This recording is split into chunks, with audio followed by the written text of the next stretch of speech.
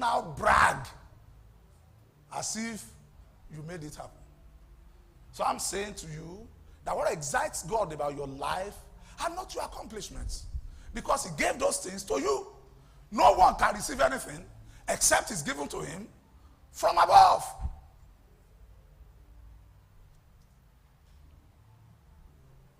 What excites God about your life is your obedience. Every time you exercise your will to obey God, God is excited. That's what you found in Genesis chapter 22, when Abraham took Isaac to that mountain called Moriah to go and offer him. And God was watching. The son was like Araudu Aranlao. That category of people. The son will ask, old man, what's, as you know, it's old man truly. Old man, what's going on here? Why are you tying my hand? When did we? And the son too, willingly, gave himself. And he put him on the altar. And the Bible says he picked the knife. And what excites God about your life are not your accomplishments, as good as they are. What excites God about your life is the exercise of your will to obey him. Because that is one area of your life that God himself will not violate.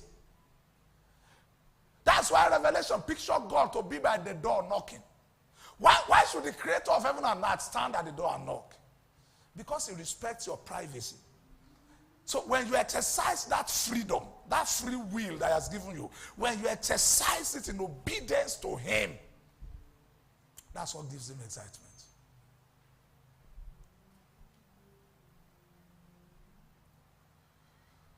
So please never forget, your life is still all about him and not about you. Psalm 100 say, this God is our God. It is he who has made us and not we ourselves. Life is still all about him. Then I said, behold, I have come in the Megillah Sefer, the volume of book as it is written of me. And the summary of this book is what? To do your will, oh God. That's what life is all about. Never forget that. To do your will, oh God, is the summary of the book that is written concerning you. Oh, there are many things in that book I know. I know. There are houses in the book. There are cars in the book. There are wives, husbands, children.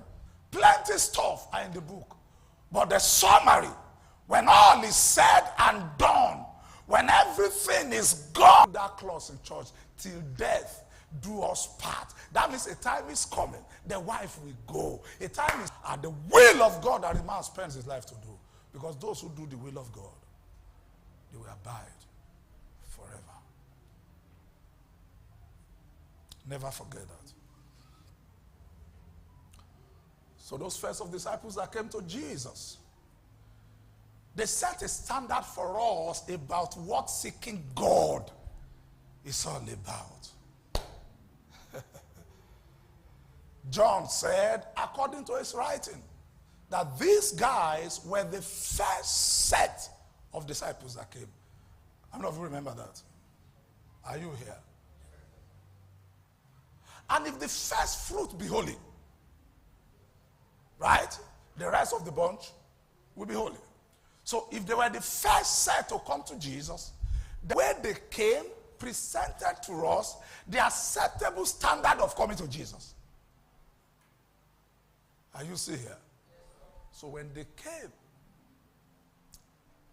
Jesus, as the true son of David, raised that ancient standard that David raised when men came to him at Eccl.